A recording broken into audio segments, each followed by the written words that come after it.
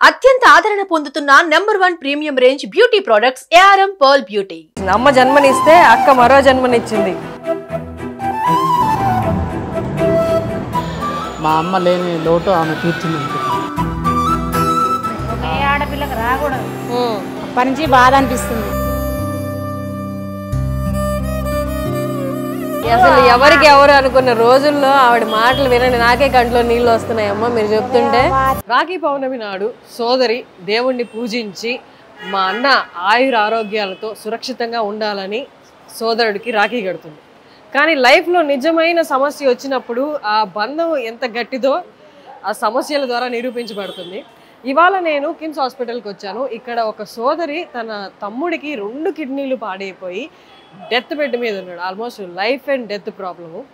అలాంటి టైంలో ఆ సోదరి ముందుకొచ్చి నా కిడ్నీ ఇస్తాను నా తమ్ముడికి, నా తమ్ముడిని నేను కాపాడుకుంటాను అని కిడ్నీ ఇచ్చి ఈ నెల 1వ తారీఖున ఆగస్టు 1వ తారీఖున 2024 1వ తారీఖున కిడ్నీ ఆపరేషన్ ట్రాన్స్ప్లాంటేషన్ కూడా జరిగిపోయింది. అక్క కిడ్నీ తీసి తమ్ముడికి ఏర్పరిచారు.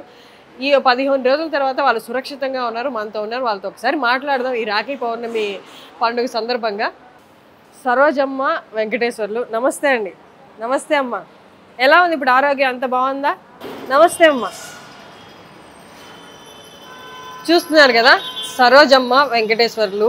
ఈ అక్క తన తమ్ముడు ప్రాణాలు కాపాడుకుంది కిడ్నీ ఇచ్చి. ఈ నెల 1వ తారీఖున ఈవిడ కిడ్నీ ఇవ్వడం జరిగింది. ట్రాన్స్ప్లాంటేషన్ కంప్లీట్ అయిపోయింది. 15 రోజుల తర్వాత వీళ్ళు మనం చూస్తున్నాం. ఎలా ఉందమ్మా ఇప్పుడు ఆరోగ్యం, అంత బాగుందా? ఆపరేషన్ తర్వాత ఏమి ఇబ్బందులు లేవు కదా? 15 రోజులు అయింది కదా? 20 రోజులు అయింది. 31కే చేయించుకున్నారా? 20 రోజులు. నేను ఇంకోటి కూడా విన్నాను, ఏంటి అంటే వీరికి భర్త లేరు, చనిపోయారు. 3 ఆడపిల్లలు. అంటే ఈవిడే 3 ఆడపిల్లలకి దిక్కు అనమాట. అలాంటి పరిస్థితిలో నా తమ్ముడికి నేనున్నాను, నా పిల్లలకి నేను ఎలా ఉన్నానో అలాగే నా తమ్ముడికి కూడా నేనున్నానని కిడ్నీ ఇవ్వడం జరిగింది. మీరు తమ్ముడికి ప్రేమతో ఇచ్చారు, కానీ మీకు భర్త లేరు, 3 ఆడపిల్లలు, వాళ్ళని మీరే పోషించాలి కదా? ఏం చేస్తుంటారు మీరు? వ్యవసాయం చేసుకుంటాం. వ్యవసాయం. ఇప్పుడు ఒక కిడ్నీ తమ్ముడికి ఇచ్చేస్తే ఎంతో కొంత జాగ్రత్తలు మీరు తీసుకోవాలి. ముందు ఉన్నట్టుగా పని చేయలేరు కదా. ఆ 3 పిల్లలు మీ మీద ఆధారపడి ఉన్నారు. మీరు ఒక్క క్షణం దాని గురించి ఆలోచించారా? ఏమన్నా నా 3 పిల్లలకి ఏమన్నా ఇబ్బంది కలుగుతుందేమో అని? ఏదో ఉన్న దాంట్లో తినమని చెప్పిన మా పిల్లలు కూడా చెప్పిన. అంతేనా? ఇక ఉన్న ఓపిక ఉన్న రోజులు చేస్తా, అంతల్లా తిని ఉండు సరిదిద్దుకున్నాను. ఇక మరి ఎట్లా, మరి ఒక ప్రాబ్లంలో ఉండే మరి ఎవరు రక్షించాలి? ఎవరు వస్తారు? మీరు మా అమ్మ లేదు, మా అమ్మ ఉంటే రాలేకపోవు. మీ అమ్మ నాన్న ఇద్దరు లేరా మీకు? నాన్న ఉండు కానీ అమ్మ లేదు. ఇక ఎట్లున్నా మనం సాయం చేస్తే మనది మనకు కలుస్తుంది, రక్తబంధం అయితే. ఎవరిది కలిసినా కానీ అది సెట్ కాదు. మనదైతే ఓకే అవుతుంది అన్న ఆలోచనతో నేను ఈ నిర్ణయానికి వచ్చాను. బయట ఎక్కడైనా ప్రయత్నించారా? బయట ఎవరినైనా కిడ్నీ కొందామని కానీ అట్లా ఏమైనా ప్రయత్నించారా? అభిమానంతో ఇస్తానని ఓకే, మీ ప్రేమతోటే మీరే ముందుకు వచ్చారు. మీ తమ్ముడు ఏమన్నారు? మీ తమ్ముడు వద్దక్క అని ఏమన్నా అన్నారా? నీకు ఇబ్బంది అవుతుంది అలా ఏమన్నా అన్నారా? ఏమనలే, నేను ఇస్తాను, ఆయన తీసుకుంటాను అంతే. ఇక మా అందరికంటే చిన్న ఆయన. ఎంతమంది మీరు?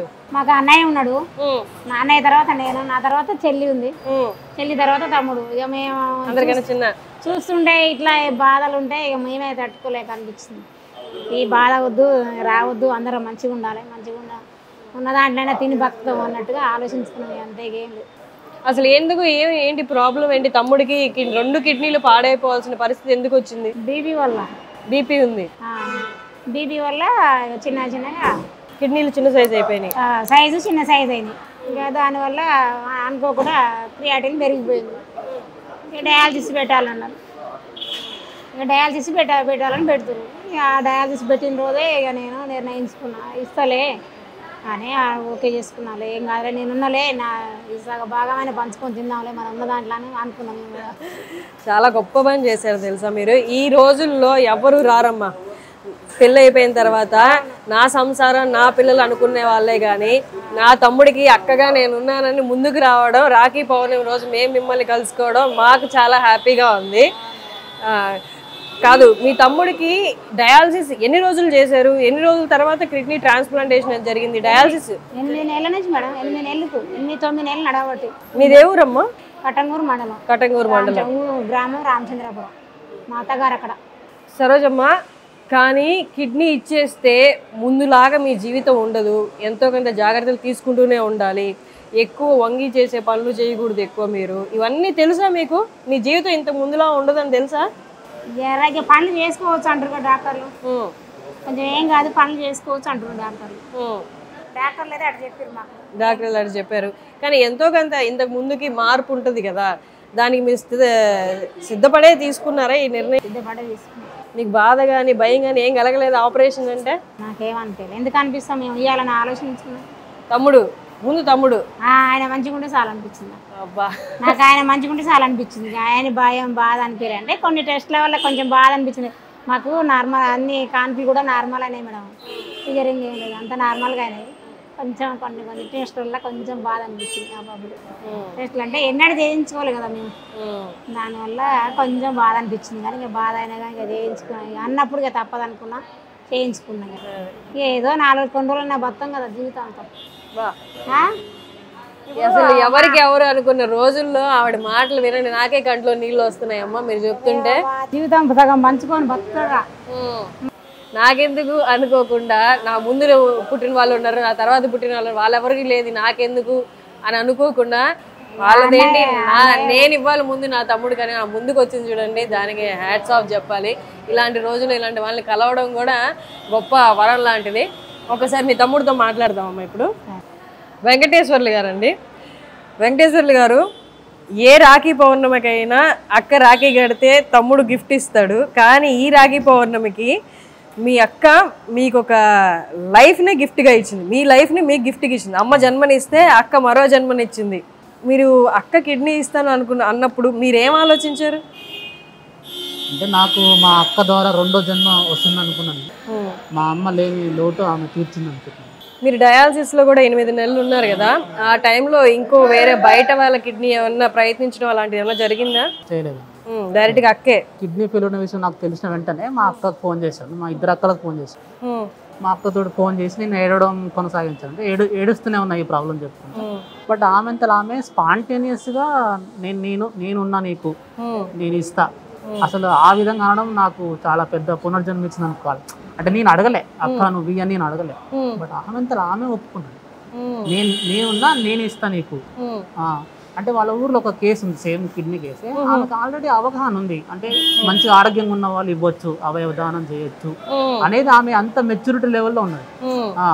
అంత మెచ్యూరిటీ లెవెల్లో ఉండి ఆమె ఒప్పుకున్నది. నేను ఇస్తారా, నువ్వేం బాధపడకు, నేనున్నా నీకంటూ హాస్పిటల్కి వచ్చి 5 days ఉన్నది నాతో పాటు. ఈవెన్ ఈ 8 monthsలో కూడా నాతో పాటే ఉంది. ఈ టెస్టులు అని చేయించుకోవడం అన్నిటికీ నాతో పాటే ఉండి, దగ్గరుండి ఇంటికాడ వ్యవసాయం మేనేజ్ చేసుకుంటూ ప్లస్ నాతో పాటు ఉండి టెస్టులన్నీ కంప్లీట్ చేసుకొని చివరిగా నాకు కిడ్నీ దానం చేసింది. సక్సెస్ అయింది, ఆపరేషన్ సక్సెస్ అయింది. చాలా మంచి. అంటే నాకు మా అక్క ద్వారా నేను ఒక్కనే కాదు యాక్చువల్గా, ఇప్పుడు మా అక్క కిడ్నీ ఇచ్చిందంటే నేను, నా పిల్లలు, మా వైఫ్, మేము అందరము 2వ జన్మ పొందినట్టే అని అర్థం. 2 పిల్లలు, ఒక పాప ఒక బాబు. పాప 7th class చదువుతుంది, బాబు 5th class చదువుతుంది. మీరు ఏం చేస్తూ ఉండేవారు? నేను ఫార్మా కంపెనీలో జాబ్ చేస్తాను. అంటే మెయిన్ రీజన్ ఏమైనా చెప్పారా? బీపీ వాళ్ళని యాక్చువల్లీ ఏంటంటే బీపీ వచ్చింది, మా అమ్మ చనిపోయింది, మేము చూసుకోవాలి. యాక్చువల్లీ బీపీ ఏంటంటే కొంతమందికి సైడ్ ఎఫెక్ట్స్ ఉంటాయి. ఈ కిడ్నీలో కూడా ఏంటంటే కొంతమందికి చిన్నగా ఉన్నప్పుడే కొంచెం వేరే ఎఫెక్ట్స్ చూపిస్తుంది. నాకు సిమ్టమ్స్ ఏం చూపించలే, యూరిన్ అంతా అవుట్పుట్ వస్తుంది, అన్ని మంచిగా ఉన్నాయి కదా నాకెందుకు వస్తున్నాయి అనుకున్నాం. బట్ చివరిగా నేను వెళ్ళి హాస్పిటల్కి వెళ్ళేసరికి అప్పటికే 3.5 చూపించింది క్రియాటిన్. సో డాక్టర్స్ మెడిసిన్స్ రాశారు తక్కువ దాన్ని తగ్గడానికి. ఆ మెడిసిన్స్ ఏం పడనట్టుంది, బాగా వామిటింగ్స్, మోషన్స్ అవన్నీ అయ్యాయి. సో అది 3.5 నుంచి 6, 9, 10 దాకా వెళ్ళిపోయింది. ఇంకా డాక్టర్ ఉండి లేదు ఆ కిడ్నీ సైజ్ చిన్నగానే, నెఫ్రాలజీ ఏం పని చేయట్లేదు, మనకు డయాలసిస్ చేయాలన్నారు. అప్పుడు ఇక నాకు చాలా ఏడుపు వచ్చింది. ఒక 5-6 days ఏడిచిన, కంటిన్యూస్గా ఏడుస్తూనే ఉన్నా, అంటే లైఫ్ లాంగ్ ఇలానే ఉండాలి నా డయాలసిస్ అని. బట్ మా అక్క ఆమె ఫోన్ చేసి నేను ఇస్తారా అన్నది. దానివల్ల నాకు జీవితం మీద అనేది కొంచెం ఆశలు చిగురించినట్టు అయినది. అరే మా అక్క ఇస్తున్నది కానీ మేము వేరే కిడ్నీ కోసం కూడా ట్రై చేయలే. ఎందుకంటే ఇప్పుడు మన ఇంట్లో అక్క ఇస్తున్నప్పుడు తీసుకోవడం బెస్ట్. బయట వాళ్ళ కిడ్నీ వేరే వాళ్ళకి ఇంకా ఎంతో మంది ఉన్నారు. యాక్చువల్గా 10,000 people are waiting for kidney. ఇప్పుడు రైట్ ఇండియాలో కాదు, హైదరాబాద్లోనే 10,000 people. ఇటువంటి ఈ కార్యక్రమం వల్ల ఏంటంటే మా అక్క ఇచ్చింది నాకు, ఈ మీరు చేసే వీడియో చాలా మంచిది, ఒక 10 మంది చూసి అట్లీస్ట్ ఒక్కరు మారినా కానీ ఒక ఇంట్లో మళ్ళీ ఇంకొక పునర్జన్మ అనేది వస్తుంది, ఫ్యామిలీ నిలబడిపోతుంది. అదేవిధంగా ఇప్పుడు మా అక్క లెక్క ఎంతోమంది ఉన్నారు అక్కలు, వాళ్ళకు కూడా అక్కలు కానీ వాళ్ళ మేనత్తలు కానీ ఎవరైనా ఈవెన్ బ్రదర్స్ కానీ సిస్టర్ ఎవరైనా సరే ఇవ్వచ్చు. కిడ్నీ అనేది చాలా ఈజీ అనమాట ప్రాసెస్, ప్రాబ్లం ఉండదు. ఒక 15 days వరకు వాళ్ళు స్ట్రగుల్ అవుతారు, ఆ తర్వాత యాజ్ యూజువల్గా నార్మల్గా వర్క్ చేస్తారు, నార్మల్గా ఉంటుంది, వాళ్ళకి ఏం ప్రాబ్లం ఉండదు ఇంకా. సరే, ఈ రాఖీ పౌర్ణమి సందర్భంగా మీరు సుమన్ టీవీ ప్రత్యక్షంగా మీ అక్కకి ఏమన్నా చెప్పాలనుకుంటున్నారా? మా అక్కకు నేను చెప్పదలుచుకున్న, మా అక్కకు లైఫ్ లాంగ్ నేను మంచిగా చూసుకుంటా. మా అక్కనే కాదు, మా అక్క కూతుర్లను కూడా, అంటే మా కోడళ్ళు కూడా ఎప్పటికీ రుణపడి ఉంటాం మా అక్కకు. రియల్గా చెప్పాలంటే కూడా ఎప్పటికీ రుణపడి ఉంటాం మా అక్కకు. ఎందుకంటే ఇంత పెద్ద సాయం ఈ రోజుల్లో ఎవరు చేయరు. ఎందుకంటే కడుపు కోసుకొని ఇవ్వడం అనేది చాలా గ్రేట్. ఇప్పుడు కిడ్నీ అంటే ఇప్పుడు కడుపు కోస్తారు, ఆల్మోస్ట్ ఒక 18 కుట్లు పడతాయి ఆమెకు. 18 కుట్లు పడి ఆ కిడ్నీ తీసి నా కోసం, ఇప్పుడు ఈ రోజులలో ఇప్పుడు ఏదైనా అవసరం కష్టం వస్తే కూడా ఎవరు ఆదుకోరు ఈవెన్ మనీ విషయంలో. అటువంటిది ఆమెకు ఆల్మోస్ట్ ప్రాణదానం ఉన్నట్టే. ఇప్పుడు రేపు ఆపన్న ఏమకన్నా ఆమెకు ఏం కాదు, బట్ ఏదైనా అయితే కూడా ఏంటంటే కిడ్నీ ఇచ్చింది కదా ఏమైనా అయిందో అంటారు, ఏమొచ్చినా సరే అదే అంటారు, కిడ్నీ ఇచ్చింది కదా ఏమైనా అయిందో అంటారు.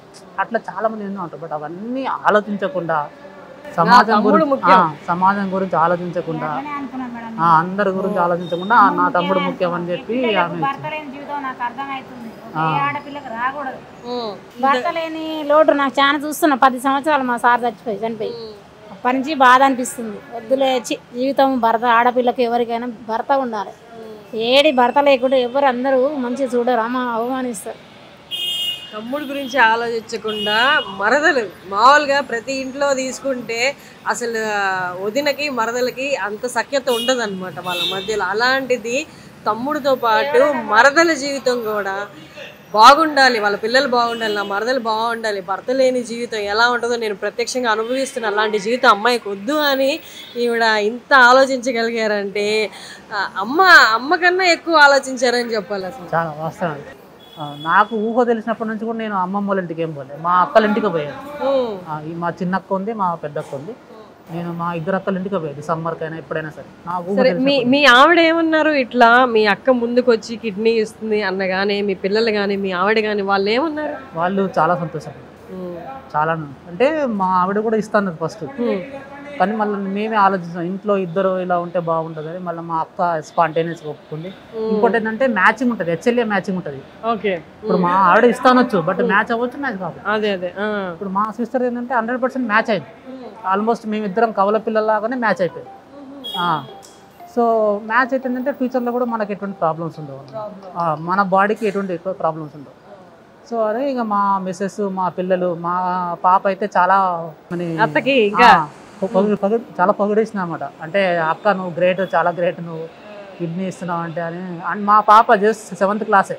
చూడండి, సూపర్ హీరోస్ ఎక్కడో ఉండరు, మన మధ్యలోనే ఉంటారు, మంచి హృదయంతో ఉంటారు, మంచి సేవా దృక్పథంతో ఉంటారు. నా తమ్ముడు అనుకుంది, వాళ్ళ పెళ్ళి అయిపోయాక వాళ్ళ ఫ్యామిలీ వేరు, నా ఫ్యామిలీ అనుకుంది, నా తమ్ముడు నా మరిదే అనుకుంది, ఒక జీవితాన్ని ఒక ఫ్యామిలీని నిలబెట్టేసింది. రాఖీ పౌర్ణమి రోజు నాకు తెలిసి ఇంతకంటే మంచి స్టోరీ నేను కవర్ చేయలేను, చేద్దాం అనుకున్నా చేయలేను. ఒక్కసారి వీళ్ళు నా కళ్ళ ముందు, మీ కళ్ళ ముందు, ప్రేక్షకులుగా మీ కళ్ళ ముందు రాఖీ కట్టుకొని రాఖీ పండుగని సెలబ్రేట్ చేసుకుంటే చూడాలనుంది. ఒక్కసారి అది చూద్దాం.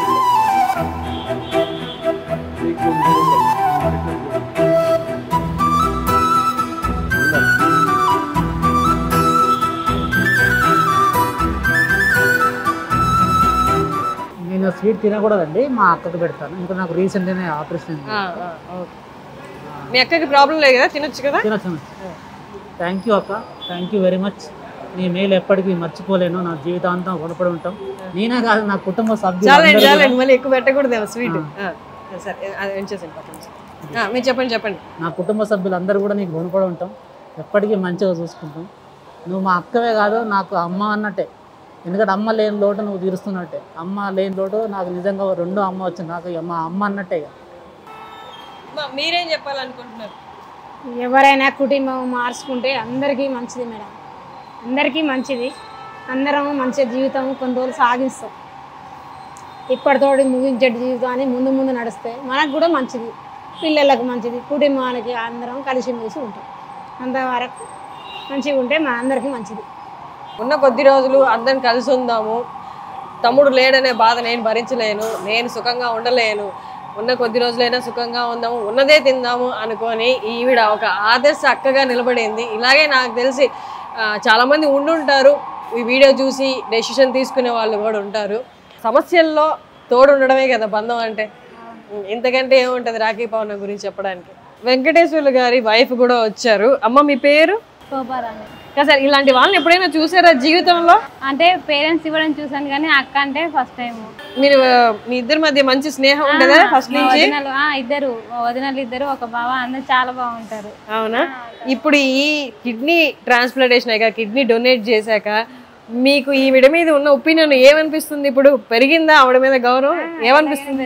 అంటే మాకు మా అత్తమ్మ లేనందుకు అన్ని పెద్ద దిక్కుగా చాలా మంచి చూసుకున్నాం. ఆవిడ ఇందాక ఒక మాట అన్నారు, మీరు లేనప్పుడు, భర్త లేని జీవితం ఎలా ఉంటుందో 3 పిల్లల్ని పెట్టుకొని నేను అనుభవించానమ్మా, అలాంటి పరిస్థితి నా మరదలకి రాకూడదు అని చెప్పింది ఆవిడ.